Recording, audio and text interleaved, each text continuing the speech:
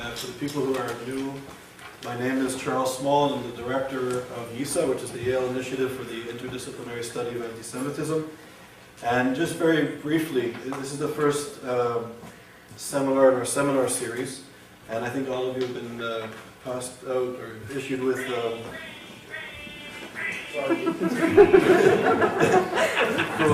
original. So the schedule is here. We have some other good lectures coming up this semester as well as next semester. And I'd like to say this is the first seminar that I have been at for this academic year. We had one on Tuesday. Mark Weitzman from the Simon Wiesenthal Center was here, and he's part of the seminar series entitled Jewish Leadership's Response to the New Anti-Semitism. And he was the third speaker in that seminar series. Malcolm Holine will be coming in about a month or so. You should have that with you as well. And he's the president of the Conference of Presidents of Major Jewish Organizations, and he'll be speaking as well. On Tuesday, YISA supported and co-sponsored an event in Washington, D.C., dealing with the problem of incitement to genocide. And it was a conference that took place at the same time that Ahmadinejad was speaking at the United Nations.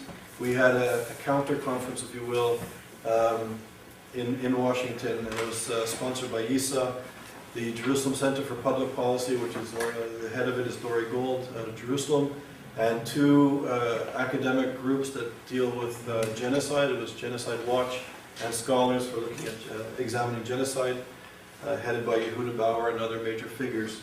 And at the event, Erwin Kotler from Canada spoke, the former Minister of Justice and Attorney General of Canada. Richard Holbrooke spoke, who's a former Clinton cabinet minister, and he was the U.S. ambassador to the United Nations. He spoke, as well as Dory Gold and others, and including survivors from Rwanda and from Darfur. So it was a very important event, and I urge you, for those of you who are interested in anti-Semitism, issues of incitement to genocide, I think issues of basic security and values of democracy, I urge you to read critically the text of Ahmadinejad and to really see where he's coming from. And I really think that the U.S. media, or at least the mainstream media, really misunderstood, or they don't speak the language of Ahmadinejad. And I just want to be brief because we have a seminar here, but I think this is of the utmost importance.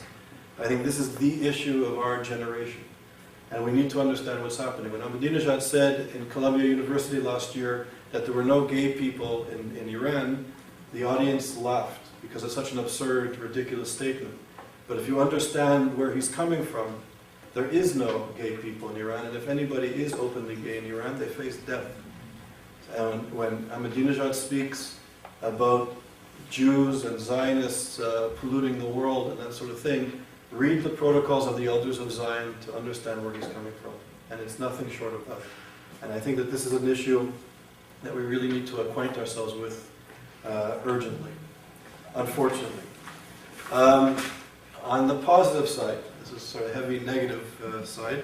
On a positive side, I would like to mention some of our postdocs and graduate fellows are here. YISA has now developed, I guess, into the second step of its development, and we've actually become a proper research academic entity. And now we have researchers. We're not just a seminar series and doing a few occasional papers, but we're actually a research center with researchers.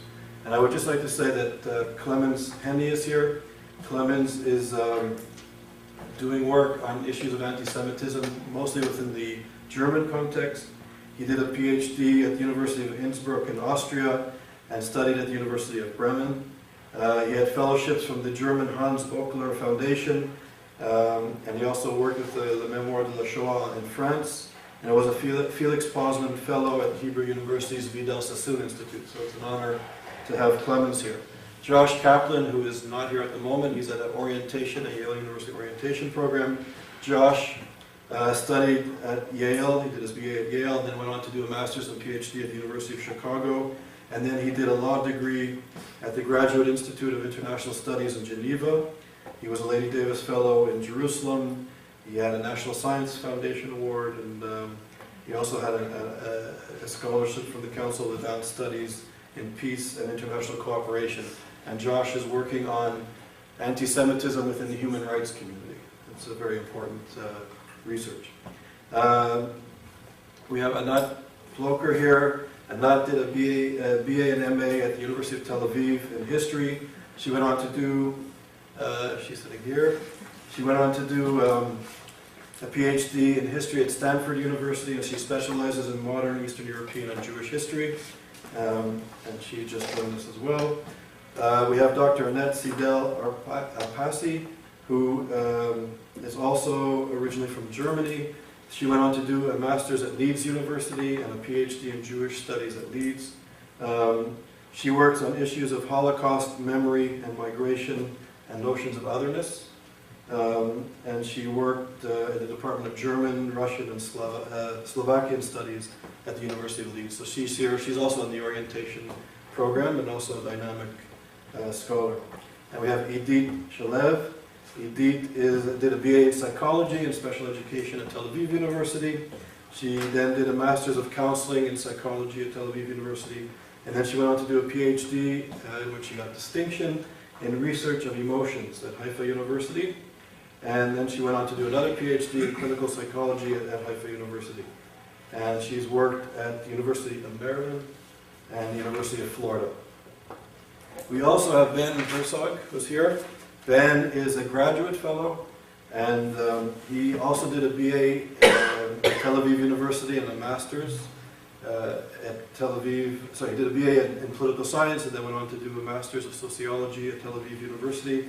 He then went on to do a master's at Yale in sociology, and he's currently finishing off his PhD here at Yale. And his work is on notions of citizenship, and he's comparing Canadian, Israeli, and U.S. notions of citizenship and otherness, and how the relations between being a citizen and not being a citizen.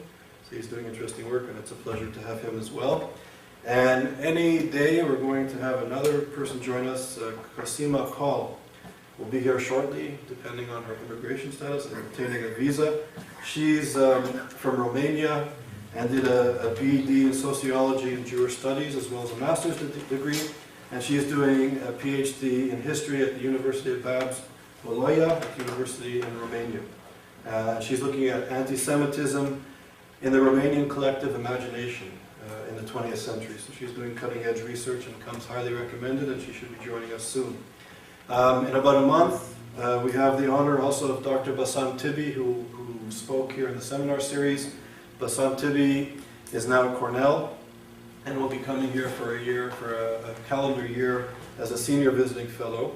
And he does fascinating and important work on Islamic studies, and he's very sort of doing critical analysis of radical Islamicism and how it perverts Islam.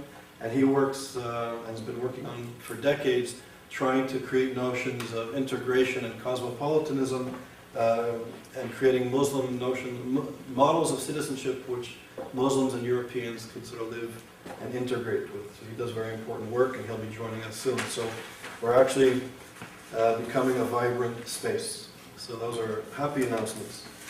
So now for today's seminar, it's really an honor and a privilege to have Professor Richard Landis here today. Professor Landis will be speaking. The title of his talk is called The Naked Emperor and the First Blood Libel of the 21st Century, the Durah Affair and the Dysfunctions and the Mainstream Media. Professor Landis is from the Department of History at Boston University. Currently he's an associate professor and teaches at the undergraduate and graduate level. He's the founder and the director of the Center for Millennium Studies at Boston University and the coordinator of the the Corpus Christianorum, what is it? Corpus Christianorum, Adamor of Shaban, Adamari Cabanensis. Thank you. You'll explain that later. Yeah. Previously, he worked at the University of Pittsburgh and was a Mellon postdoc fellow at Columbia University. He has received multiple awards and grants from the Open Society Institute, the George Soros Foundation, the Society of Fellows at Boston University, the Boston University Humanities Foundation Seminar Grant, the Olin Foundation Research Fellowship, Princeton University's Graduate Fellowship, and Harvard University's Tower Fellowship to the École Normale Supérieure. He's the author of many books and articles and has been an outspoken critic on exposing some of the virulent anti-Semitism coming out of the Palestinian Authority and connecting notions of anti-Semitism to Israel bashing or anti-Zionism. So it's a privilege to have you here. Thank you very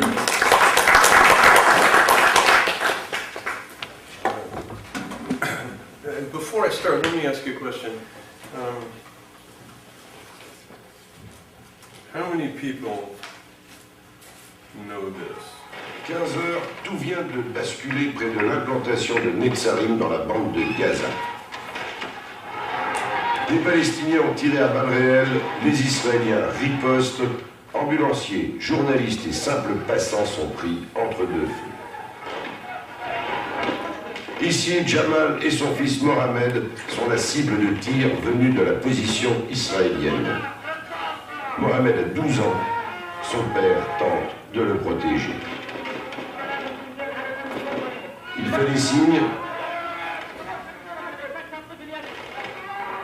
mais une nouvelle rafale. Mohamed est mort et son père gravement blessé. Un policier palestinien et un conducteur d'ambulance ont également perdu la vie au cours de cette bataille. Okay, how many people have seen that footage? Maybe not France 2's version, but some version of it. Okay, now I can, if you'd like, present you the evidence for why I and others think that this is staged. But that would take about 20 minutes, and what I'm really interested in doing is talking about how this image was subsequently used to launch a wave of virulent, not just anti-Zionism, but anti-Semitism in both the Arab and the European/progressive world. That's really, I think, what would interest you at ISA, but on the other hand, if there are people who want to look at the evidence for why this is staged, I can certainly run you through that. So how many people would like to see the initial presentation on why I think this is staged? All right, so I'll do it quickly. Basically, and you'll excuse me for framing it in this way, but I've been working on this for 5 years, and I got to say that there's very little doubt left in my mind that this was staged. So I'm not going to sort of pretend that, you know, people. I'll tell you what people say, but I'm going to frame it. Essentially, I see this as the Emperor's New Clothes story, and here's the dramatis personae. This is Talal Abu Rahman. He's a Palestinian cameraman, a stringer for both CNN and France 2. He's been working with Charles Ondelin since the first Intifada. When Charles Ondelin innovated, when the Israelis closed down certain areas in the territories to journalists, Ondelin came up with the brilliant idea of giving cameras to Palestinians to go get footage so that the press could sit at the American Colony Hotel and sip drinks while their stringers went and got them footage, and then they would put it together for news broadcasts that evening. Talal was one of these, and I subsequently discovered what that meant. I mean, I knew, but I didn't really. Oh, I'm sorry. All right, and then so Talal is, in my read, the tailor in the Emperor's New Clothes story. He's the one who spins the tale. And the tale is essentially one where if you accept it, then you are wise and you are understanding and discerning, and if you don't accept it, then there's something wrong with you. Now, the key player in this is Charles Ondelin, who was his boss at France 2. Charles Ondelin is probably the longest standing, continuously practicing Middle East correspondent in Israel. Most of them cycle through in a matter of years. Charles has been at the desk of France 2, which is France's major news service. I mean, Agence France Presse is a news service, but the major station for news is France 2, and he's been the French, the correspondent, Middle East correspondent, for over 20 years now. He has an enormous amount of influence both in France and in Europe, as well as in Israel. He's made lots of friends, and lots of people defend him because he is their friend. Okay, so the courtiers in this case, you have Talal who spins it, you have the chamberlain who checks it out and comes out and says, it's real. And then you have the media who line up behind this. And this is my example of the media. For those of you who don't recognize him, that's Robert Fisk, who in response to the effort of some people in the media to say the boy was caught in a crossfire, said, when I see caught in a crossfire, I know the Israelis have killed another innocent child. So you have the media who all line up with Al-Dawla, and then you have the crowd that's watching, and this is a study that came out in 2005, well, the last updated 2000, it first came out in 2005. This was a study of European attitudes towards which is the most dangerous country in the world, and Israel topped the list of negative countries. And I would argue that this is, in a sense, the product of a public that has been pumped full of what I call Pallywood, and I'll go into that in a moment, but have been pumped full of the kinds of images of which Al-Durah is probably the single most powerful. Now, the clothing in this tale is the martyr Muhammad al-Durah. This boy has become an icon, not just in the Palestinian world, not just in the Arab world, and not just in the Muslim world, but also in the progressive world. I'll show you some examples later. And the emperor who is crowned by all this is Palestinian irredentism. That is, that the glory of resisting Israeli occupation, the mantle and glory of resisting occupation, comes to those who wrap themselves in the garb of defending somebody like Muhammad al-Durah. And once this story took, once Al-Dawla came out, once all the media lined up, and by the way, Al-Dawla distributed free copies of this to all of his colleagues, which Al-Dawla's middle name is Scoop. And, you know, a writer, a journalist who has a scoop like this does not share it. But the reason that he shared it is a little like those of you who remember the now, once again, relevant movie Wall Street, where Gecko plans and executes a run on the market. And that's what Al-Dawla was doing. He distributed this so that other people would show it as well, and then the collective agreement that this happened, the way that Al-Dawla said it happened, in a sense created a kind of inevitability to the story. So, what's the narrative? The first part of the narrative comes from Al-Dawla when he says the boy is the target of fire coming from the Israeli positions. He's echoing what Talal is telling him. Talal is sending him this footage and saying, this is what happened. The Israelis fired for 45 minutes at the boy. After about 25 minutes, they shot him in the stomach, and he lay bleeding for another 20 minutes. So let's listen to a little of what Talal has to say. This first thing is the claim that the Israelis not only fired for 45 minutes, but as he says, bullets like rain. The bullet was like rain. Bullets, I never saw shooting in my life like this. Okay, and that's to the BBC. He also claimed under oath 2 days later that he had taken about 27 minutes of the boy under fire, of the actual incident, because he's hidden behind a car, he's sheltered, the boy is opposite him, the boy and the father are opposite him, he's there with his camera, and he claimed, I took about 27 minutes of this 45 minutes of shooting.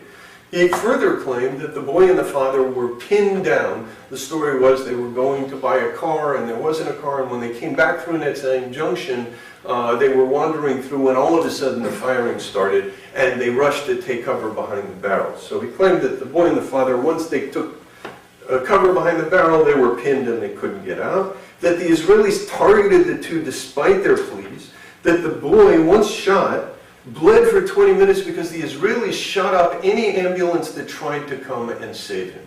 They kept shooting in him. Believe me, they kept shooting in him. The boy was bleeding more than 15 to 20 minutes. When he lay down on his father's lap and look, he was bleeding from his stomach. The ambulance cannot come or enter to save him maybe after 20 minutes from the boy lay down in his father's lap. Okay? Even went so far as to claim that the Israelis had shot an ambulance driver, which, mind you, is really almost as much of a violation of the code of the rules of the game and the code of law to which the Geneva Convention holds nations as shooting a kid. So they shot an ambulance driver. The father was wounded multiple times. The claim from the hospital was that he was shot 9 times. The son was shot 3 times and in fact died of a bullet wound to the stomach. And mind you, one of the things to remember when you think about the footage that we're going to examine is that when you die of a stomach wound, you die of exsanguination. In other words, you're bleeding out.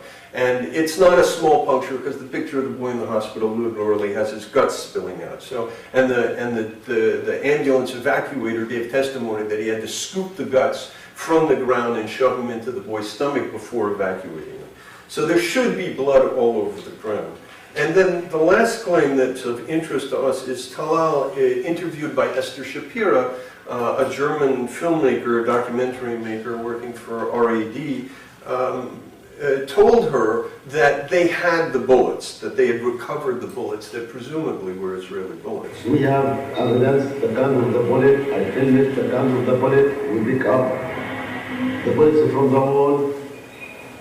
Okay, we'll come back to this because she then asks him further questions. So that's Talal's narrative. Additions by Onderlin. Onderlin insists that Talal is a reliable journalist of the highest professional standards.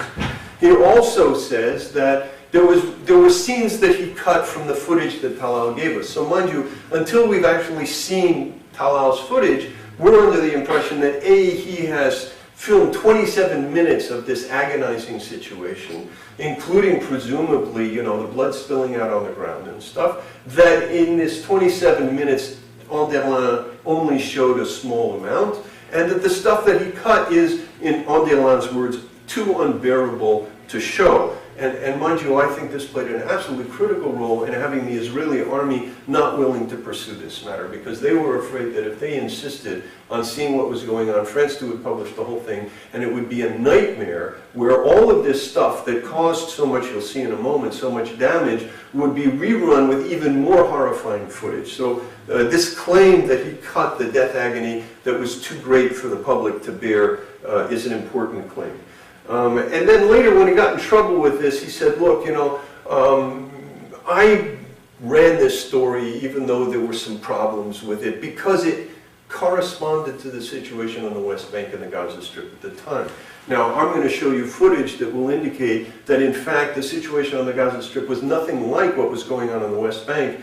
Mind you, what happened is Sharon visits the Temple Mount on the 28th. On the 29th, there are serious riots. There are, I think, a half a dozen Palestinians killed in riots on the 29th, dozens injured, and so on. But, and then the next day, supposedly, the flames spread to Gaza. But what you'll see is a very different situation. And then finally, when I first went to Charles Onderlin's office to view the footage on October 31st, 2003, an appropriate day to visit him, he drew me this map of the intersection. So here is the, let's call it the northeast-southwest road that runs along Gaza. This is the crossroads leading in this direction to the settlement at Netzarim. This is the way to Israel. And what he's saying is, look, this is the intersection. This is the Palestinian position police station. They're firing at the Israelis.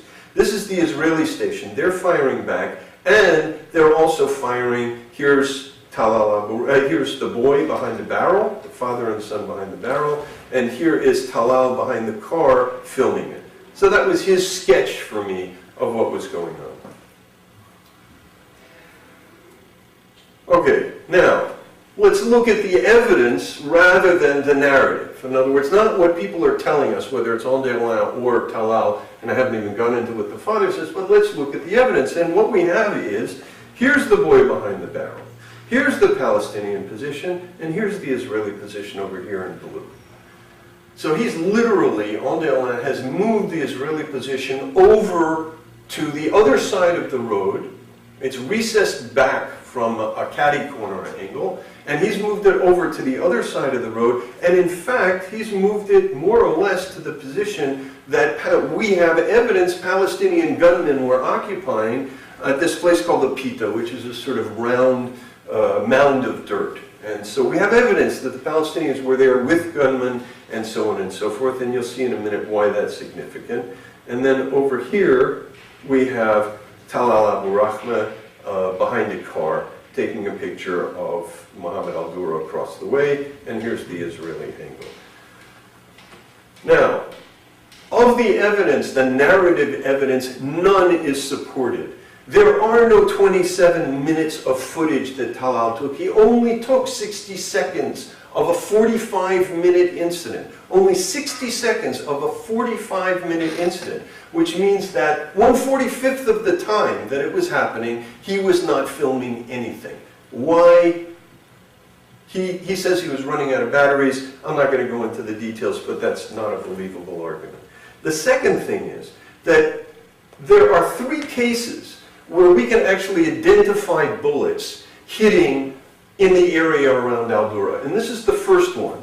And what you see here is the line of fire indicated by the dust that this bullet kicked up as it hit the ground. And the fact is that this line of fire goes to the Pita. The Israeli position is up here. This would be the angle of fire if this bullet were coming from the Israeli position. I think. Why is this happening to me?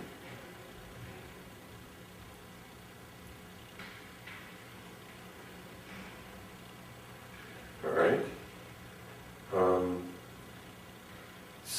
So that's the first Palestinian bullet. Now here we're going to see. Oh, you see right here. This is a picture of an Israeli bullet hitting the wall. This is the first frame of an Israeli bullet hitting the wall.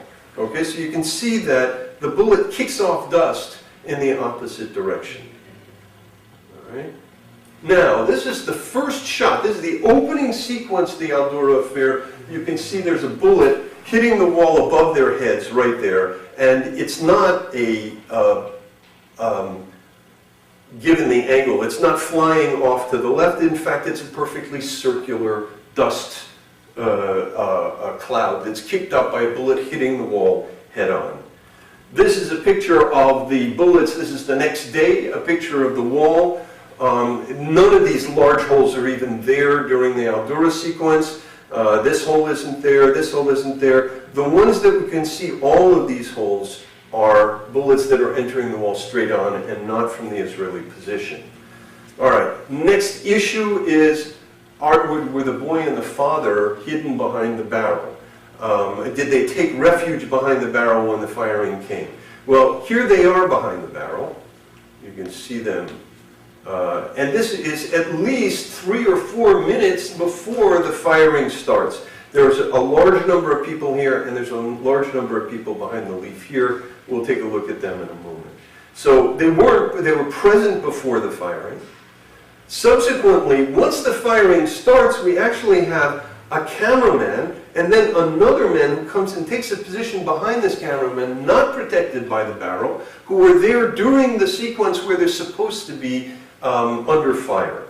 So again, we have this sort of strange, here's a diagrammatic picture of the cameraman and the sound man who's behind him, and the tripod. Here's the father and son behind the barrel. This is a reconstruction of the view from the Israeli position. So if the father and son have taken refuge behind the barrel because there's 45 minutes of terrible firing, then I would say, what are these cameramen doing there? We'll see in a minute why.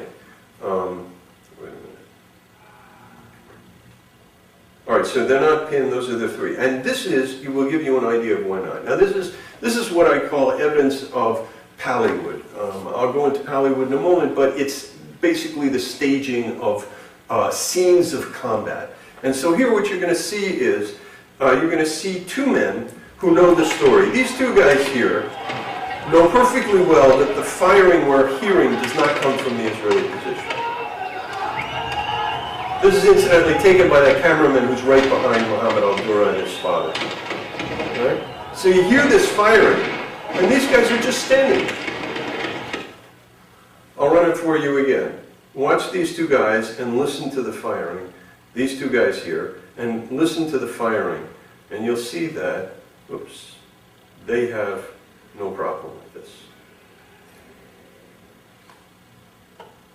Oh no, tell me it's not. Give me trouble. Give it one last try.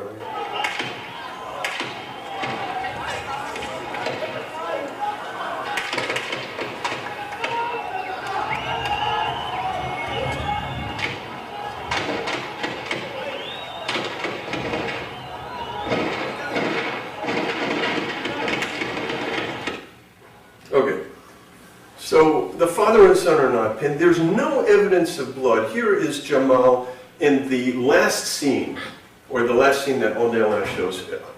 Talal has already, his son is already supposedly dead. He himself has supposedly been badly injured. He's wearing a Dolphins t-shirt. There's not a trace of blood anywhere on him.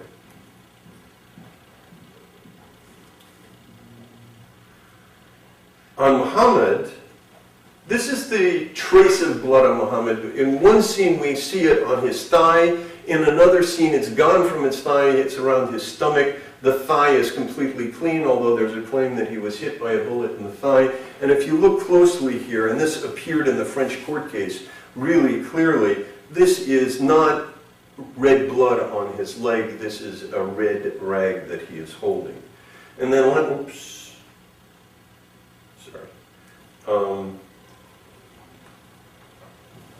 And then last but not least, this is a picture taken of the barrel the next day. Okay, so for one thing, there's no reason why that blood should be red. I think this is the red rag that the boy was holding. There is no reason why this blood should be red. It's already 24 hours after it's been spilled. It should be brown. And there's no reason why this blood should be only here, which is where the father was sitting, and here's where the boy was lying, bleeding, as Talal said, for 20 minutes on the ground, and there's not a trace of blood there. So this is, for me, a major piece of evidence that this blood was put in the next day to cover for the bizarreness of it all. And then this is, I think, this is the scene that Charles Ondelan cut. This is the scene that Charles Ondelan claimed was the death throes of the boy, which were so terrible that he couldn't show it. Now here, there are a number of inconsistencies here. If you remember in the previous scene, Muhammad was facing us. He was full front, showing his Dolphins t-shirt with no sign of blood. In this scene, he's now moved, so that he's facing away from the child. And actually, for me, this is one of the dead giveaways that this is staged, is the father never reaches for his son.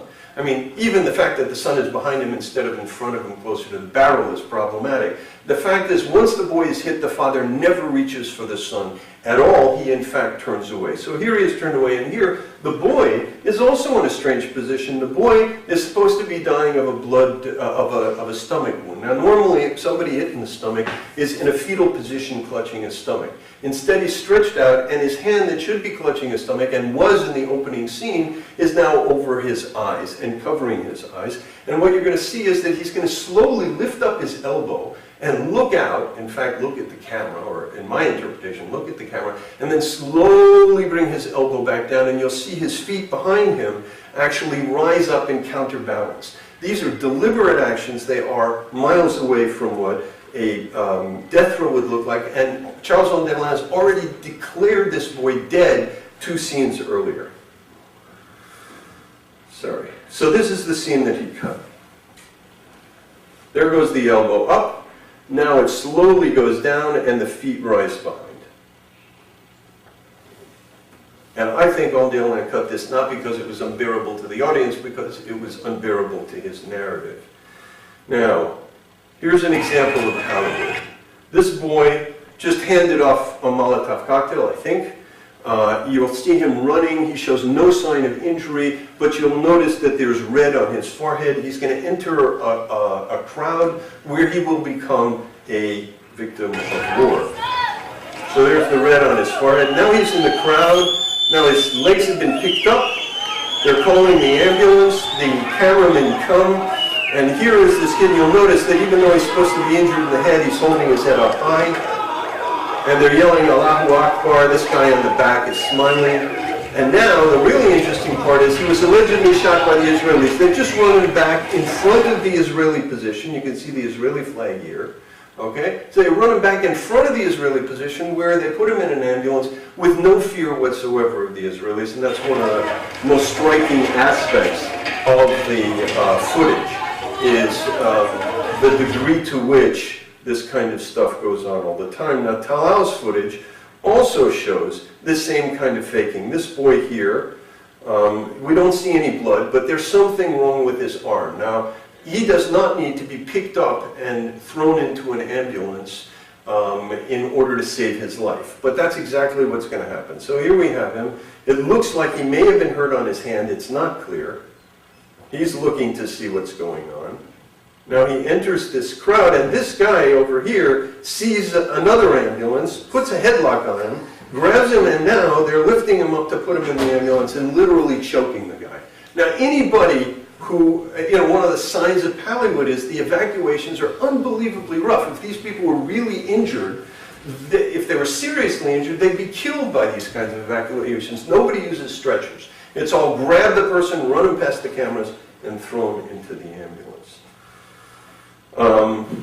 And then last but not least, as I showed you, Anderlin's evidence, and this is really striking because Anderlin loves to say, who does Philippe Cassanti and Richard Landis think they are criticizing me? I know Netzarim Junction, they've never even been there.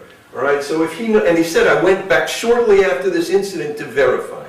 So if he went back shortly after this incident to verify and can draw me that map, either he's really lost, I mean, he's we got problems with maybe attention deficit disorder or something, or he's openly lying to me. And I gather that he drew this map for a number of people, not just for me. Okay, so we got Anderlin's evidence, other evidence. There's no evidence of an ambulance driver who shot. There's no evidence of an ambulance that shot up. That wouldn't be hard to supply. The father's wounds, it turns out, the ones that he has in the hospital on his right hand and on his thigh, were from a hatchet attack by Hamas in 1993, which was treated in an Israeli hospital. And we now have the doctor who treated him. And so just they put the wounds over the site of earlier scars. And then my favorite, there's no autopsy on the son, of course, and this is my favorite. We have Talal. If you remember, he said, we have the bullets, we know what kind of bullets, we know, and I filmed the bullets. And then Esther Shapira says, well, what kind were they? What was it? What would you say? How long was it? I don't know.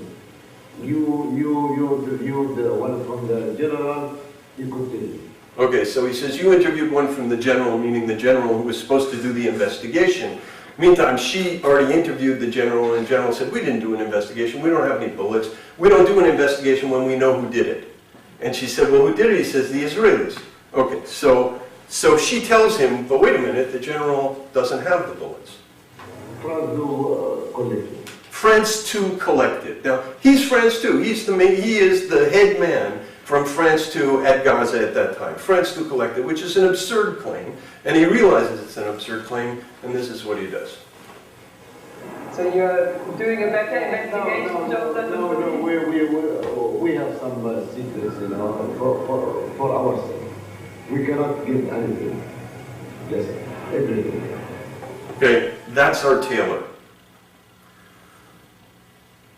Okay, there's extensive evidence for for staging. The boy's still alive, picking up his elbow at the end. The father never touches the son or tries to protect him once he's hit. Here's the father. Mind you, this is scene 5. This is the last scene on the show. And again, he's supposed to be badly wounded, but there is absolutely no sign of wound. Now here's an even more interesting aspect. This is while the boy is still alive. You're going to hear people around around Talal Abu Rahmeh shouting, the boy is dead in Arabic, as if he were already shot. I mean, this is sort of, they're part of the crowd that's supposed to yell this, but they're jumping the gun. Metawala.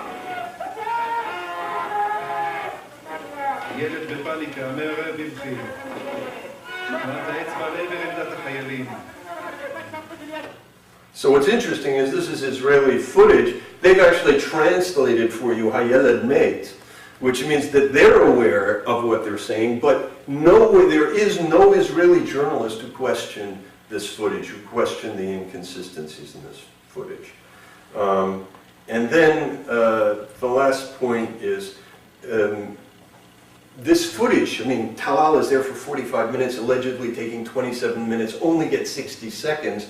And in fact, even that 60 seconds is broken down into 6 different takes of about 10 seconds each. Here's the first where the boy is hit. He's holding his stomach. You saw it earlier with the red rag on his knee.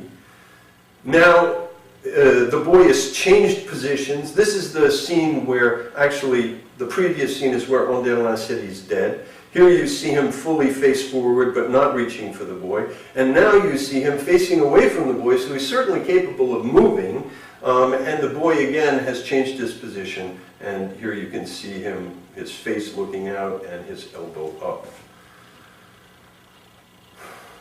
So, no blood, no bullets, no scenes of ambulance evacuation. You have to understand, for the Palestinian cameramen there, a scene of an ambulance evacuation, that's their bread and butter. That's what they're waiting for. That's why they're staging them, because that's what they want to send out. So to have this kid shot at for 45 minutes, there were a dozen cameramen there at Netzarim Junction that day. To have this kid shot at for 40 minutes, bleeding for 20, an ambulance shot up, another ambulance coming and evacuating the son and father, and nobody gets it on tape, is literally, I would say, the dog who didn't bark. None of the dozen other cameramen took shots at the events, and the father's wounds come from the hospital. Okay, I'll be willing to take questions on this if you would like later, but what I'd really like to do now is to go into how this footage impacted the scene. Hold on, I'm going to have to do this way.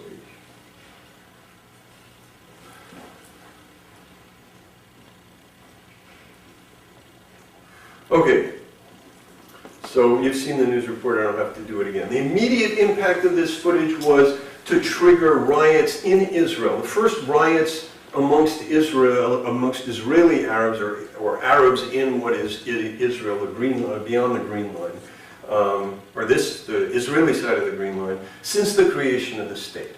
I mean, there were riots earlier, obviously, during the British Mandate and during the Turkish rule, but since Israel there have been no riots by Israeli Arabs, and there were ferocious riots in which I believe 7 Arabs were actually killed by Israeli policemen. They happened in many Arab places: Natseret, Yafo, Al-Fahim,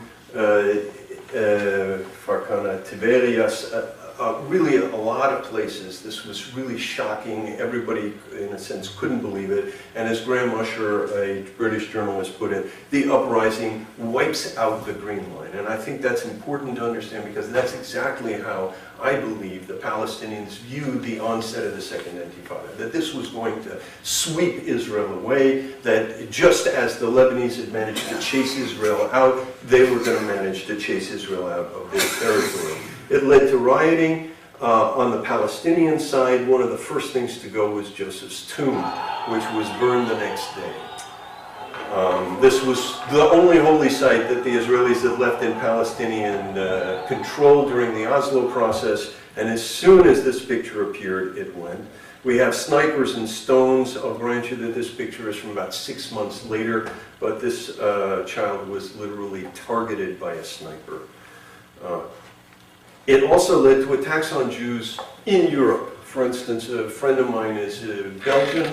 He said that the day after the attacks, so we're talking about Rosh Hashanah, second day of Rosh Hashanah, his rabbi is going to shul and is attacked by Muslim kids, throwing stones at him over this incident he didn't even know had happened. And it led to a dramatic diplomatic turnaround. Up until this point, Yasser Arafat was blamed for the failure of Camp David, given what both Dennis Ross and Bill Clinton had said and Barack had said. Israel was given a good deal of credit for making concessions to the Palestinians, and Arafat was under a cloud for having, in fact, turned down Camp David. With this is October 4th. Not only does Chirac greet Arafat with open arms, but he publicly disses Ehud Barak, in addition to saying openly and publicly that killing children is not a policy. So this second picture is just my joke. It's not actually anything specifically related to the incident, but like Charles Delin says, it corresponds to the situation. This is what Chirac was saying to Barak. So the diplomatic turnaround, it led to a tremendous media feeding frenzy, and not just in the Arab world. For Al Jazeera, it was huge. I'll come back to that in a moment. But also in the West, this became, you know, there were story after story, people going to Gaza, interviewing the mother, interviewing the father, telling the sob story, and nobody asking a critical question. The Israeli reaction was problematic. Their reaction was basically to say, we may have killed this boy, and if we did, we're sorry. Which is a little like, well, let me put it this way. It was immediately taken by everybody to be evidence the Israelis had done it. And I'll come back to that if you want later. And essentially, the Oslo process, after this, the Oslo process collapsed. And I think one of the key elements of that collapse is if you talk to Israelis who were involved in dialogues with Palestinians during the Oslo process. I was there when Oslo started on a sabbatical, and I was involved in some of those dialogues. I was not very sanguine about them going anywhere. But I had friends who continued to persist throughout this period and talk with Palestinian moderates and so on and so forth. After this incident, they would call up to apologize, and they'd say, I can't talk to you. The dialogue was over. Any Palestinian who was still talking to an Israeli after this incident was considered a traitor. Now, the long-term impact on the Palestinians, I think, was devastating. The Palestinian culture has suffered enormously. They've suffered enormously for a long time, and you can date the sort of downturn, the current downturn, to Arafat's arrival in 1993, but I would say even more to this. The first thing the Palestinians did, and it took them 2 or 3 days, was to doctor the footage.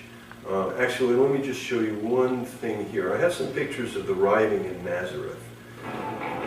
This is the rioting that was caused by Durah. You see that? Okay, that fellow there, who's actually firing rubber bullets at rioters set off by the image of Durah. This is what the Palestinian Authority did with that, just to make sure. In the eyes of millions, he is seeking protection in the arms of his father, but he is hit. Just to make sure that you know the Israelis did it on purpose in cold blood, as Talal said. They actually edited the footage and took that image from a subsequent day and inserted it to make sure that people saw this. Muhammad was turned into a martyr. This is their version of MTV.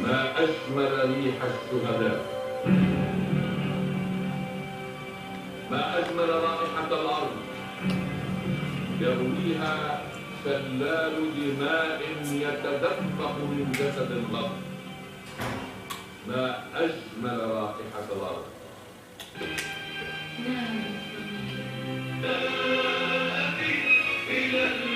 This is a hit song.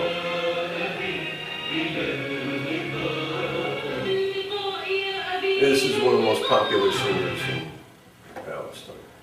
Okay, and so he is shown on Palestinian TV repeatedly, either saying "follow me" to other kids, or being used to show how terrible the Israelis are. And one Israeli analyst of the scene, Eran Lehrman, actually coined the term Muhammad al-Durah per hour, MDPH.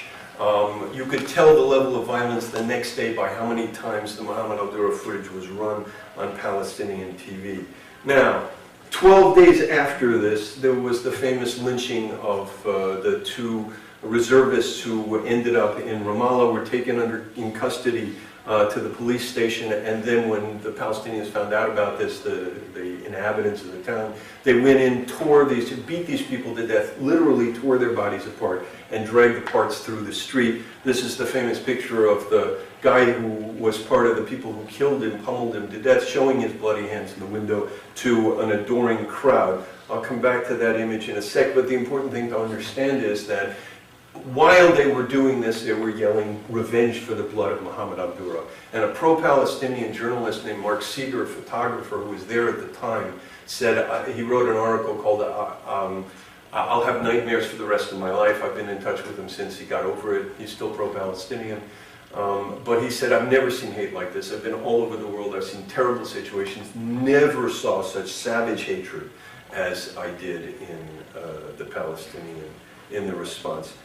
Another thing that happens is, I was in Israel back in 94, 95 when the suicide bombings first started. They were all Hamas. They were part of a Hamas, shall we say, a Hamas culture that was apocalyptic. That's a topic we can bring up again if you want in questions and answers. But by and large, they did not have the support of the Palestinian public. There were few of them. Each time they happened, they were viewed badly by 75% of Palestinians, which is actually pathetically low number of people to object to something as vicious as suicide bombing. But after the al-Durah incident, we have a wave that goes on for 2 or 3 years. Here's where the wall starts to be built. Jenin was 2002. We have an escalation of suicide bombing and up to 80% approval in the Palestinian territories. And I think that basically the attitude was, if they kill our kids, why shouldn't we kill their kids? And essentially this led to the brutalizing of Palestinian culture. Here's a scene of celebrating. This happens to be the Merkaz Harav celebration. But there were every time a suicide bomb went off, Palestinians were in the street celebrating this wondrous attack on the Zionist enemy. It went further. You actually had what I call a Schadenfreude exhibit. Palestinians could go to a recreation of the Sbarro pizza bombing in which they could see papier-mâché parts of bodies dripping with blood hanging from the wall so that they could sort of savor the moment of impact. When this became public, it was shut down. And teaching children, this is a graduation ceremony. Okay? The same footage of the guy holding his hands, which the Palestinians beat up people like Mark Seeger and so on to avoid them taking. They smashed his camera, they confiscated the footage. They didn't want the world to see it. Nonetheless, they're not ashamed of it within their own culture. In fact, they think it's admirable behavior which they should teach to their youngest children. And then the day after the day after the Ramallah lynching, a preacher got up in the mosque and was shown on Palestinian TV saying this. سواء كانوا عملا أو نقود فاليهود هم اليهود ولن يكون فيهم معتذر ولا داعية للسلام فكلهم كاذبون هؤلاء هم الذين يجب أن يذبحوا ويجب أن يقتلوا. Okay, I call that genocidal media. All right, the long-term impact on Muslims, I think, was really very powerful. I think that this is an image that traveled through the entire Muslim world. It made it to places that were not Arab but Muslim, like Pakistan, where, among other things, we have Daniel Pearl's execution using this footage. Here's Daniel Pearl, and here's Muhammad al-Durah, and here's Daniel Pearl. It was used by bin Laden in a recruiting video. يا بنا ناظريك كل زعيم حظه في الوغى أداة ونسل يا بنا ناظريك كل جبار راح من ألف برزخ يتوعد يا صبيا مات في أيدي اليهود لا تنادينا فإن. Okay, that incidentally came out before 9/11, so it came out literally months after the Durah incident, and it's a sort of key element in a call to global jihad, which he sent out. Jews kidnap a non-Jewish boy during the Feast of Passover. They slit his throat to drink his blood. Okay, so here's the blood libel that's been actually folded into the story of the Protocols of the Elders of Zion, and it turns out to be a sort of movie series, a little like Roots or something, enormously popular, run at Ramadan. There was one done in Syria, there was one done in Egypt. The blood libel flourishes in the wake of this incident. What I would argue, in fact, is that Muhammad al-Durah was sort of a wake-up call to the Muslim world. If you read anything before 2000 about Islam as a religion, one of the things that the scholar describing it will discuss is the essential passivity and fatalism of Muslims, inshallah. It's God's will, whatever happens, that's what God wants it to be. And modernization experts who were talking about why isn't the Arab world using all this petrodollars to modernize, runs across this attitude of fatalism. After 2000, inshallah gives way to Allahu Akbar. I think that al-Durah is not the only thing, but I think al-Durah played a key role in sort of waking people up to this paranoid call on the part of people like bin Laden and others that the West is out to destroy Islam, and Israel, the little Satan, is doing the work of America, the great Satan. So Arab Street takes root in Europe. This is an interesting phenomenon. There are some rowdy demonstrations by Muslim immigrants in Europe before, but after 2000, after these, and as a result of these, you have a wide range of public demonstrations that are really violent, in which Jewish groups get beat up. In 2003, the anti-war demonstrations in Paris, I was there at the time, a Palestinian group passed a Hashomer HaTzair youth group. They beat them with metal pipes. There were photographers who took pictures of this, and French media refused to show them, and the demonstrators, the progressive demonstrators, refused to intervene and stop the Palestinians from beating up on the Israelis. I'm not going to show you footage of the attacks, but I do want to show you a picture of the new assertiveness. This would be unthinkable in the 1990s, and yet here we are, 2005, in response to the Danish cartoon scandal. This is a demonstration outside the Danish embassy in London. Now, you would not have Muslims in Europe saying this before 2000. Not that they weren't saying it, you just wouldn't have them demonstrating in public.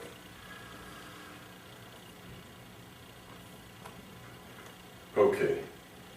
The Western world. Really, throughout the world, this image led to demonstrations immediately. You have them all over the Muslim world, you have them in South Africa, Jordan, Iraq, Lebanon, Brussels, Indonesia, London, France, another France, Italy, Netherlands, New York, Madrid, Miami, and Paris, and I'll come back to this image in a moment. Okay? You have it hitting the media. You have cartoons, and I'm just going to give you one example. This is the Hartford Courant. Okay? The barrel is gone. You don't even need the Israeli soldier shooting. Here's Ariel Sharon gunning this poor innocent group down. And this is more or less a mainstream journal in the United States. The cartoons in Europe were far more vicious. And you have, essentially, the marriage of anti-Zionism and the left. This is a demonstration, an anti-war demonstration in San Francisco. And here you have this demonic figure, which is Nazi, American, and Israeli. There is an Israeli, evil-looking Israeli, two Israelis with, two Jews with Israeli kippahs in the background. And stop the war pigs, Zionist pigs. So you've got, I got 5 minutes, okay. So you've got essentially a kind of disastrous marriage between the left and the essentially jihadis.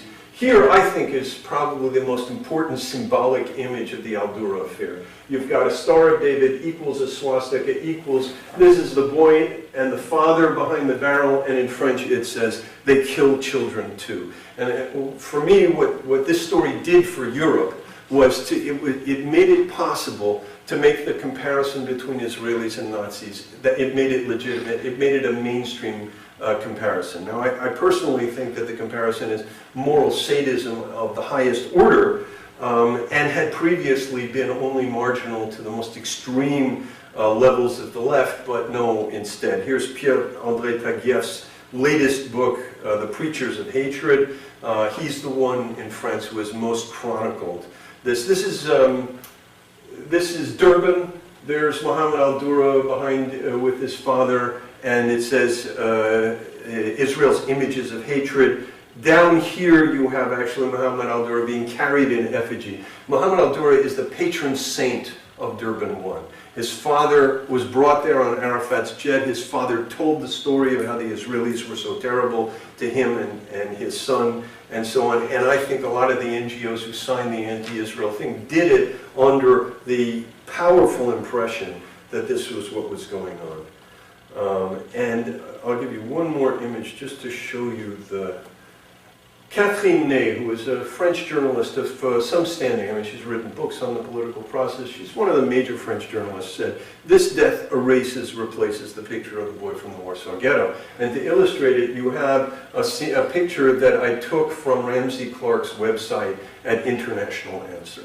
So for some reason, you can call it Mohammed al-Durah derangement syndrome. Somehow these people seem to think that the at most accidental death of a child, possibly very probably staged death of a child, but they think it's the death of one child somehow erases the image of 6 million people deliberately murdered by the Nazis.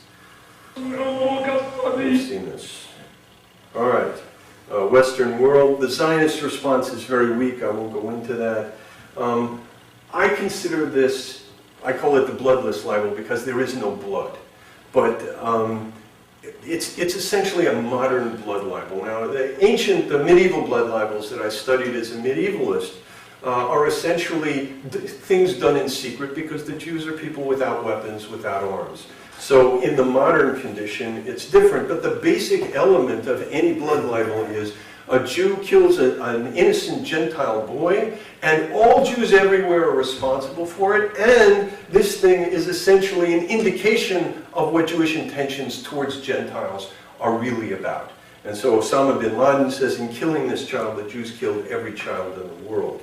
So, but the modern version, of course, since the Israelis are now armed, is something that takes place in public before the camera. It leads to the same kinds of things that medieval blood libels led to. In the Arab world, it leads to pogroms. In Europe, it leads to sort of minor pogroms. It leads to enormous paranoia and more blood libels being spread through the media in the Arab and Muslim world. It leads the mainstream media in the West to believe anything that the Palestinians claim, from the body count at Jenin, you know, the 500 massacred by the Israelis, to the idea that the 9/11 was masterminded by the Jews.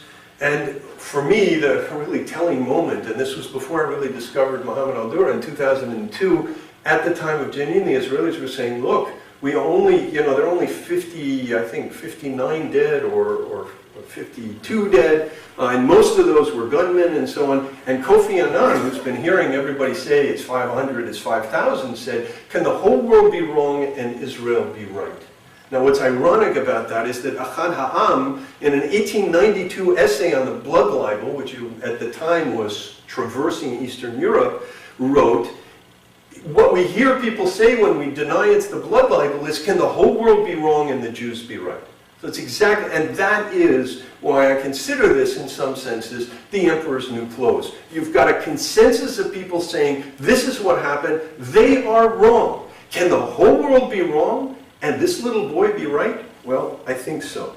And here is my illustration of,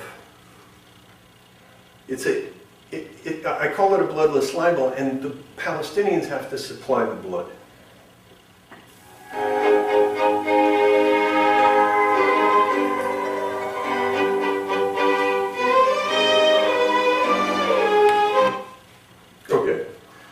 I'm going to stop there. I have lots of other things to say, but I'll just stop there. Thank you.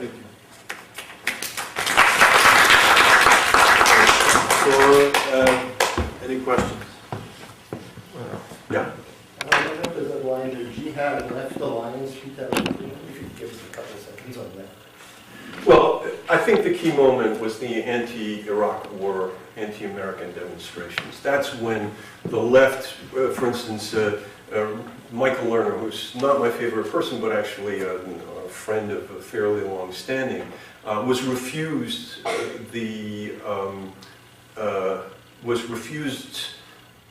being allowed to speak at the demonstration in San Francisco because he was too Zionist.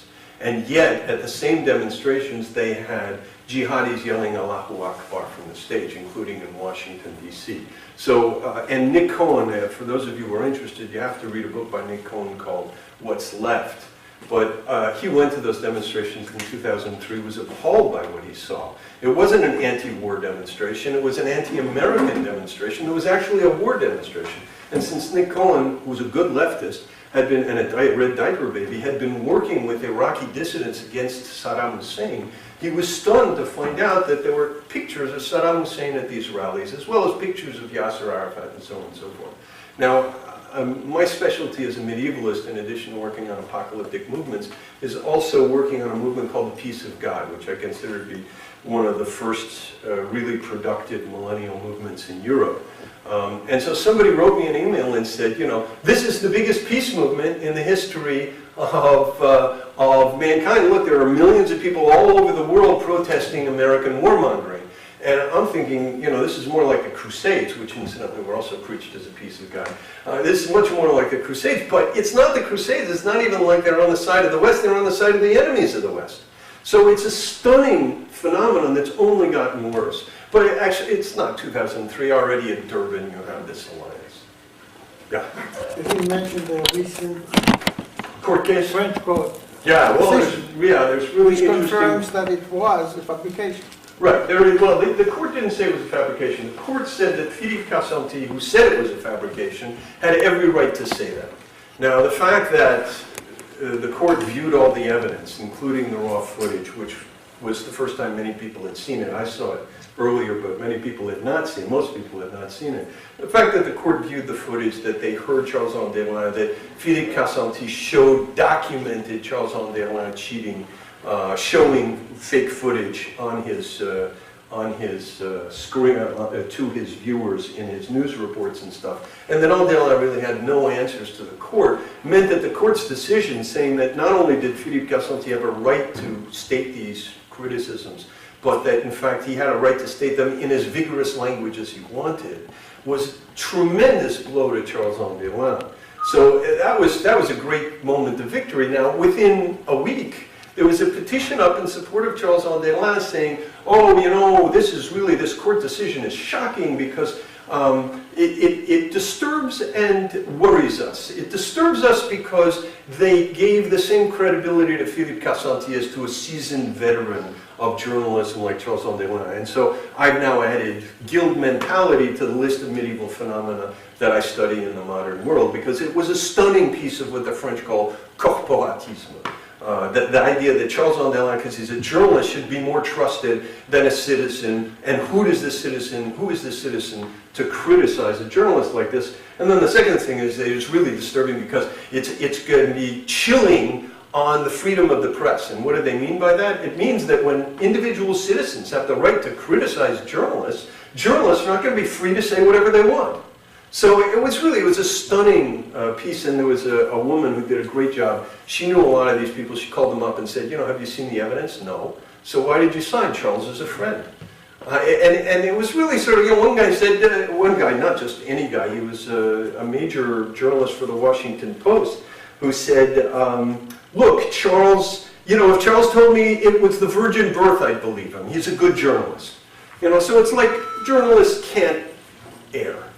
And so, okay, so that happened, but then, interestingly enough, there were two people who came to the defense of Cassanti, or to the attack against this petition.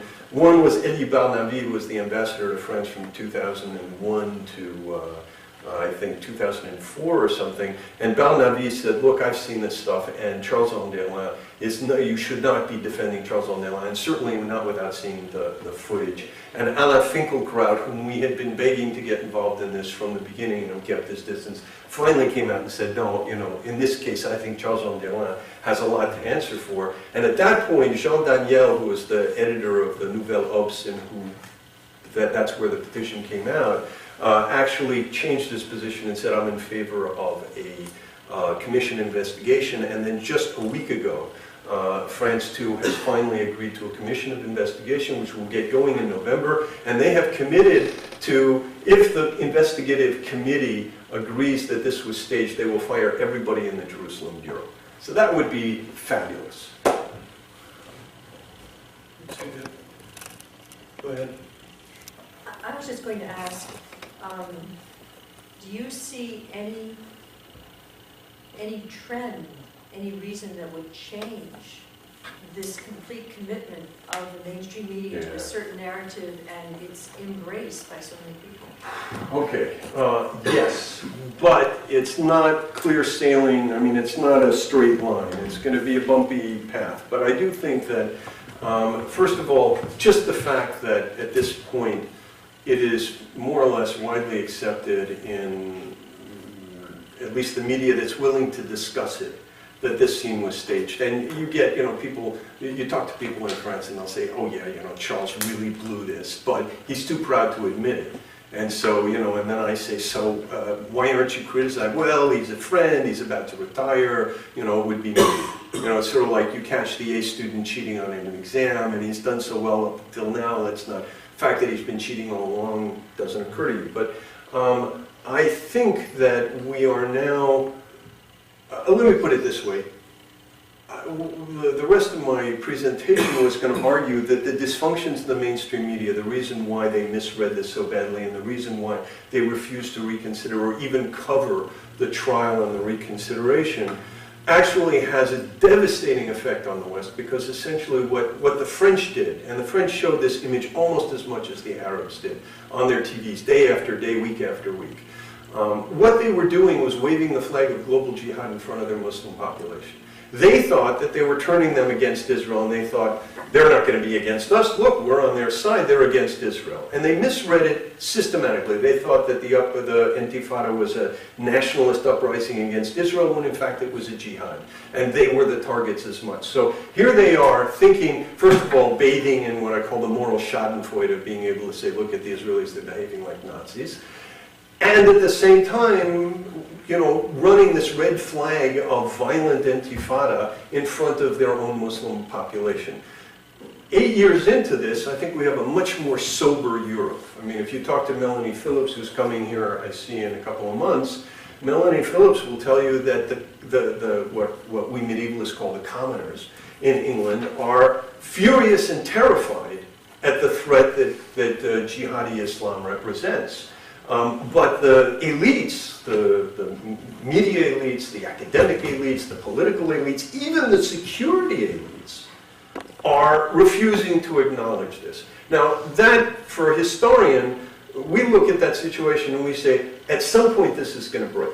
At some point you're going to have a voice that's been kept down, as Jim Scott, who teaches here, James Scott, did a brilliant book called Domination in the Arts of Resistance, and he talked about public transcripts and private transcripts. And the key thing is, when does a private transcript get public? And the fact is that throughout Europe you have citizens who are saying, what's going on with these Muslims who are moving to our neighborhoods and acting like thugs and taking over like street corner society, like street gangs and stuff, and they're told, shut up, you're racists.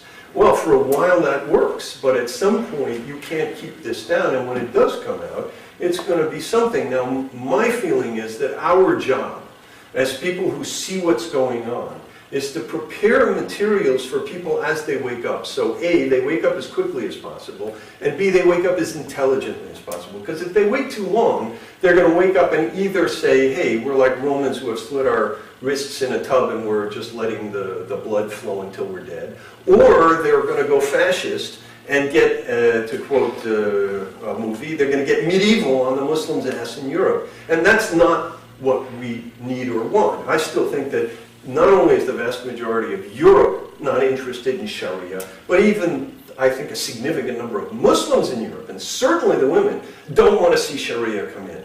So, you know, you've got to mobilize this stuff, but we're not mobilizing it. In fact, the elites in Europe are, in fact, mobilizing precisely their own forces, and the media plays a key role in this. And then you, and then we have Joel, and then we have, can you ask the questions? Maybe we'll collect 3 questions very quickly. We have about 10 minutes left. Okay. First, I really want to thank you for the lecture. It was really fascinating. I think that your prediction is too optimistic because in terms of psychological processes that you didn't mention it in psychological terms, but basically the creation of narrative or a rumor and then automatic judgment as opposed to strategic judgment and then the psychology of the crowd. So all processes lead to, it will become worse and worse. And I don't see any way for this to, to eventually proceed positively, because that's human nature. So question is, that's impossible human nature. So question is, do you have any, and you mentioned the Israeli journalism and so forth, do you have any strategic suggestions for everybody? Because you're dealing with this subject. Yeah. All right. Let me answer that, because it's too complicated to try and answer with other questions.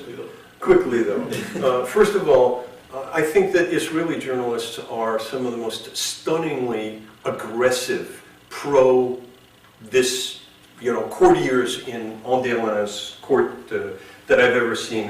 When I first started on this, I had chanced on Nahum Barnea and Beit Michael, and I asked them about this, and Beit Michael's response was, 100% Israelim hargu oto. And this was after the investigation had already come out, and I said, what about the investigation? Just some conspiracy nut. He made it up, the boy committed suicide. I said, the boy committed suicide? Are you kidding?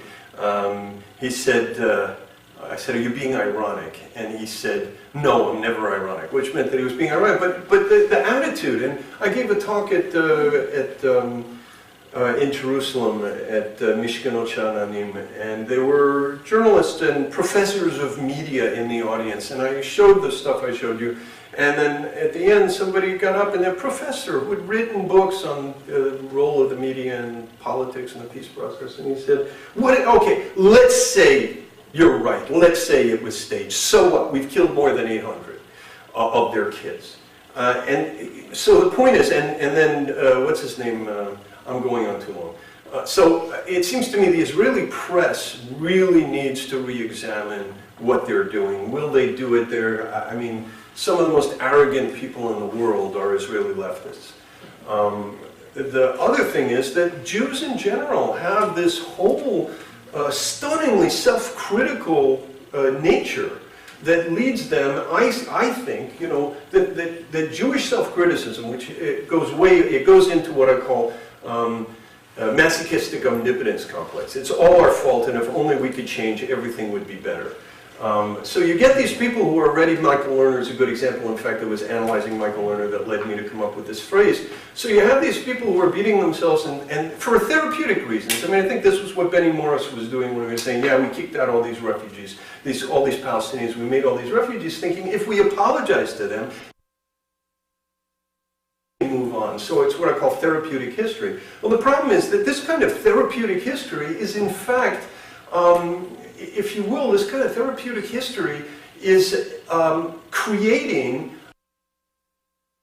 a crisis amongst outsiders. How can anybody understand that the Jews would admit to stuff they haven't done when just about everybody reluctantly admits to stuff they have done? So the general attitude of somebody from the outside is to say, look, if they admit to this, then they must have done even more.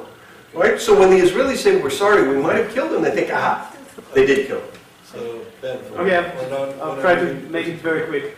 More general, do you think that the use of this image in the media, is it something about specifically about the image or about the timing, the current situation during the 2000s? Yeah. So is it, if this image will happen, such an image will happen today, Would it have the same effect? No, I think, look, you know, you had some of these images. You had the babies at Kfar Kana.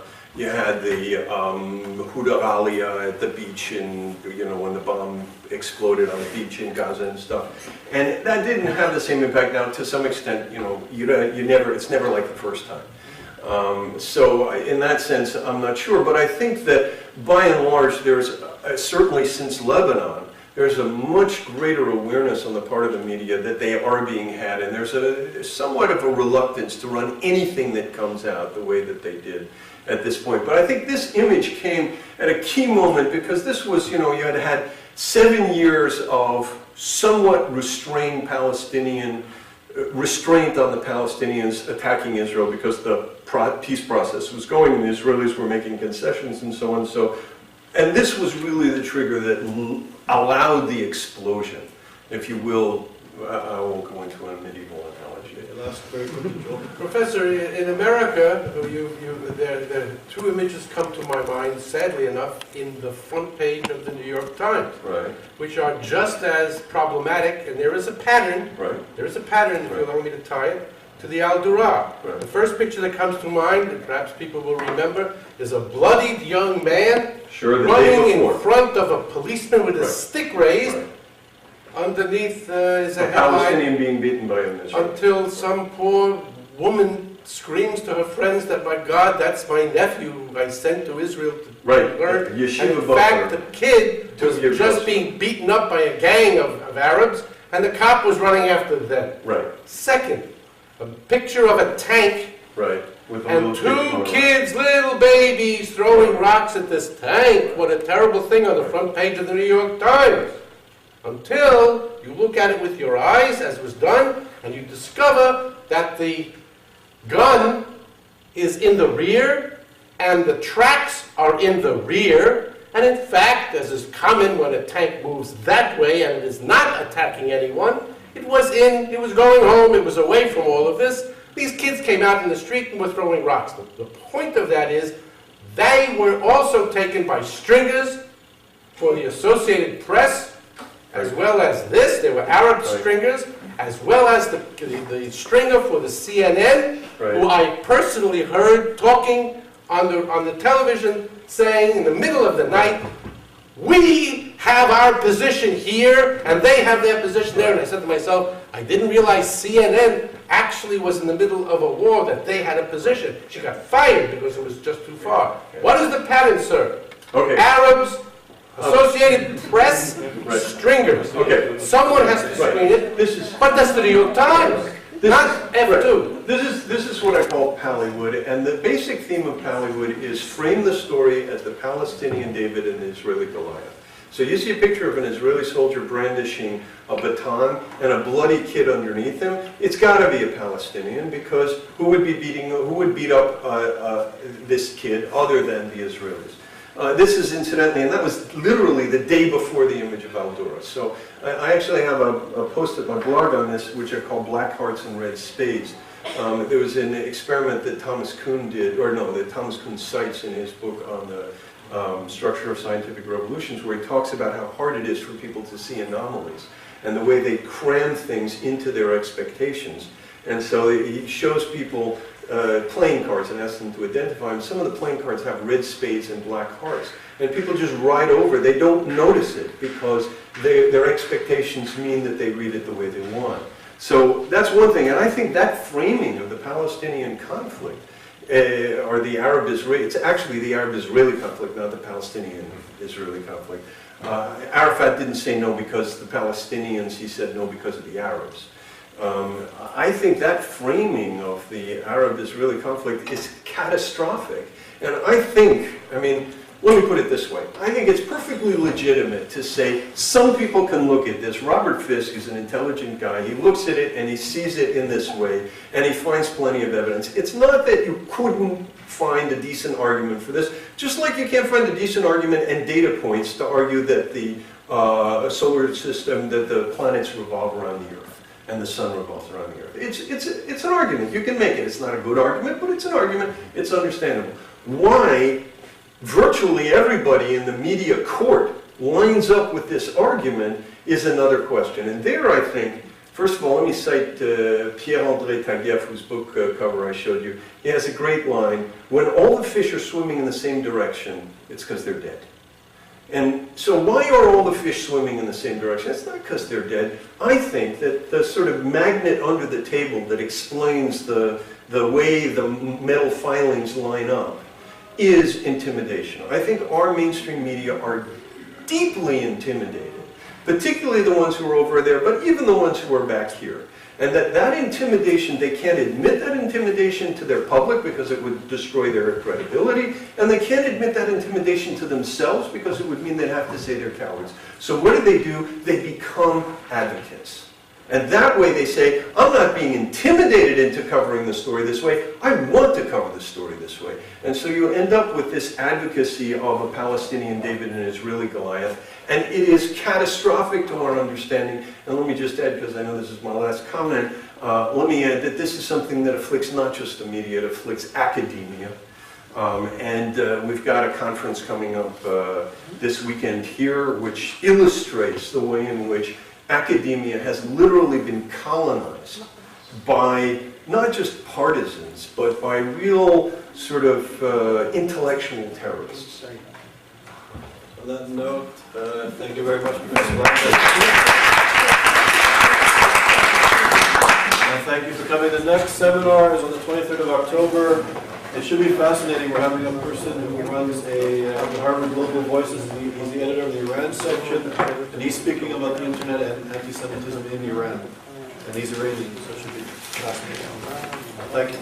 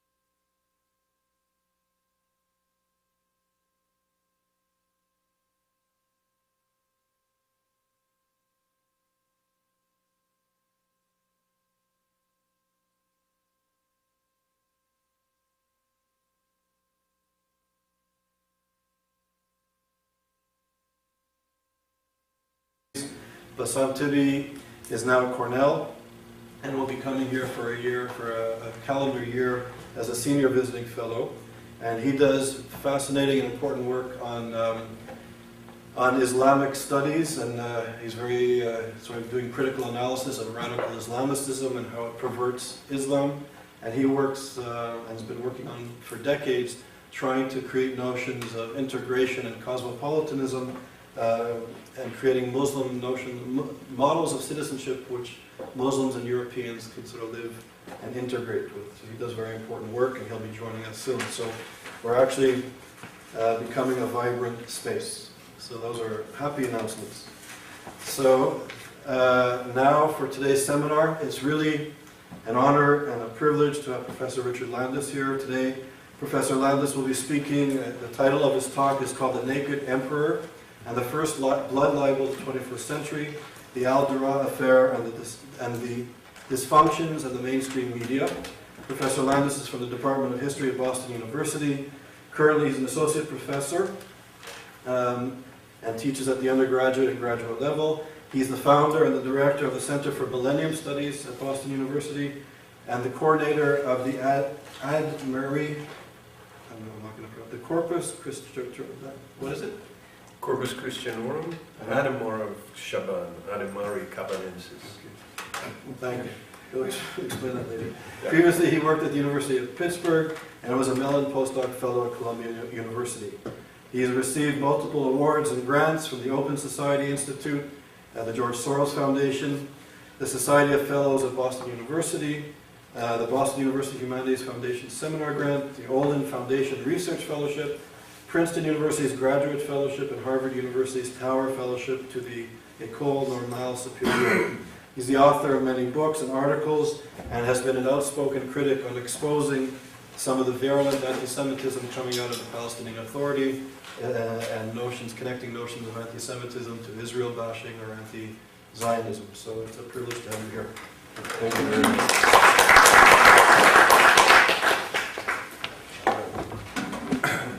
Before I start, let me ask you a question. How many people know this? 15 heures, tout vient de basculer près de l'implantation de Netzarim dans la bande de Gaza. Critically, the text of Ahmadinejad, and to really see where he's coming from. And I really think that the U.S. media, or at least the mainstream media, really misunderstood, or they don't speak the language of Ahmadinejad. And I just want to be brief because we have a seminar here, but I think this is of the utmost importance. I think this is the issue of our generation. And we need to understand what's happening. When Ahmadinejad said in Columbia University last year that there were no gay people in Iran, the audience laughed because it's such an absurd, ridiculous statement. But if you understand where he's coming from, there is no gay people in Iran, and if anybody is openly gay in Iran, they face death. And when Ahmadinejad speaks about Jews and Zionists polluting the world and that sort of thing, read the Protocols of the Elders of Zion to understand where he's coming from. And it's nothing short of that. And I think that this is an issue that we really need to acquaint ourselves with urgently, unfortunately. On the positive side, this is sort of heavy negative side. On the positive side, I would like to mention some of our postdocs and graduate fellows are here. YISA has now developed, I guess, into the second step of its development, and we've actually become a proper research academic entity. And now we have researchers. We're not just a seminar series and doing a few occasional papers, but we're actually a research center with researchers. And I would just like to say that Clemens Henny is here. Clemens is doing work on issues of anti-Semitism, mostly within the German context. He did a PhD at the University of Innsbruck in Austria and studied at the University of Bremen. He had fellowships from the German Hans Bockler Foundation, and he also worked with the Memoir de la Shoah in France, and was a Felix Posman Fellow at Hebrew University's Vidal Sassoon Institute. So it's an honor to have Clemens here. Josh Kaplan, who is not here at the moment, he's at an orientation, a Yale University orientation program. Josh studied at Yale, he did his BA at Yale, and then went on to do a master's and PhD at the University of Chicago. And then he did a law degree at the Graduate Institute of International Studies in Geneva. He was a Lady Davis Fellow in Jerusalem. He had a National Science Foundation Award, and he also had a scholarship from the Council of Advanced Studies in Peace and International Cooperation. And Josh is working on anti-Semitism within the human rights community. It's a very important research. We have Anat Ploker. Les Palestiniens ont tiré à balles réelles, les Israéliens ripostent, ambulanciers, journalistes et simples passants sont pris entre deux feux. Ici, Jamal et son fils Mohamed sont la cible de tirs venus de la position israélienne. Mohamed a 12 ans, son père tente de le protéger. Il fait des signes, mais une nouvelle rafale. Mohamed est mort et son père gravement blessé. Un policier palestinien et un conducteur d'ambulance ont également perdu la vie au cours de cette bataille. Okay, how many people have seen that footage? Maybe not France 2's version, but some version of it. Okay, now I can, if you'd like, present you the evidence for why I and others think that this is staged. But that would take about 20 minutes, and what I'm really interested in doing is talking about how this image was subsequently used to launch a wave of virulent, not just anti-Zionism, but anti-Semitism in both the Arab and the European/progressive world. That's really, I think, what would interest you at YISA, but on the other hand, if there are people who want to look at the evidence for why this is staged, I can certainly run you through that. So how many people would like to see the initial presentation on why I think this is staged? All right, so I'll do it quickly.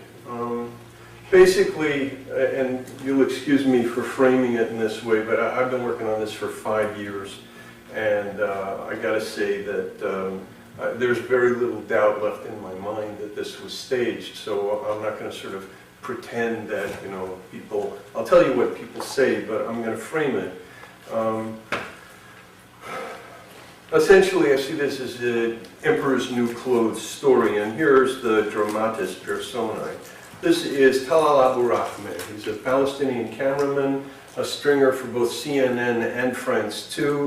He's been working with Charles Andelin since the first Intifada, when Charles Andelin innovated, when the Israelis closed down certain areas in the territories to journalists. Andelin came up with a brilliant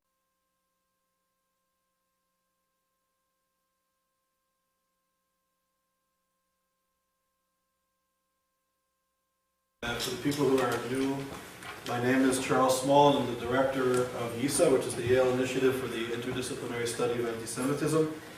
And just very briefly, this is the first seminar in our seminar series, and I think all of you have been passed out or issued with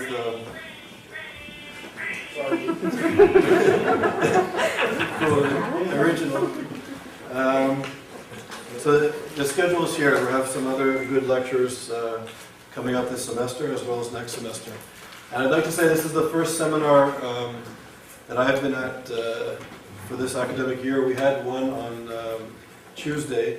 Mark Weitzman from the Simon Wiesenthal Center was here, and he's part of the seminar series entitled Jewish Leadership's Response to the New Anti-Semitism. And he was the third speaker in that seminar series. Malcolm Holine will be coming in about a month or so, and you should have that with you as well. And he's the president of the Conference of Presidents of Major Jewish Organizations, and he'll be speaking as well. On Tuesday, YISA supported and co-sponsored an event in Washington, D.C., dealing with the problem of incitement to genocide. And it was a conference that took place at the same time that Ahmadinejad was speaking at the United Nations. We had a counter-conference, if you will, in Washington, and it was sponsored by YISA, the Jerusalem Center for Public Policy, which is the head of it is Durah out of Jerusalem, and two academic groups that deal with genocide. It was Genocide Watch and scholars for looking at examining genocide, headed by Yehuda Bauer and other major figures. And at the event, Erwin Kotler from Canada spoke, the former Minister of Justice and Attorney General of Canada. Richard Holbrooke spoke, who's a former Clinton cabinet minister, and he was the U.S. ambassador to the United Nations. He spoke, as well as Dory Gold and others, and including survivors from Rwanda and from Darfur. So it was a very important event, and I urge you, for those of you who are interested in anti-Semitism, issues of incitement to genocide, I think issues of basic security and values of democracy, I urge you to read here. Anat did a BA and MA at the University of Tel Aviv in history. She went on to do, she's sitting here, she went on to do a PhD in history at Stanford University, and she specializes in modern Eastern European and Jewish history. And she just joined us as well. We have Dr. Annette Sidel Arpasi, who is also originally from Germany. She went on to do a master's at Leeds University and a PhD in Jewish studies at Leeds. She works on issues of Holocaust memory and migration and notions of otherness. And she worked in the Department of German, Russian, and Slovakian Studies at the University of Leeds. So she's here. She's also in the orientation program and also a dynamic scholar. And we have Idit Shalev. Idit did a BA in psychology and special education at Tel Aviv University. She then did a master's of counseling in psychology at Tel Aviv University.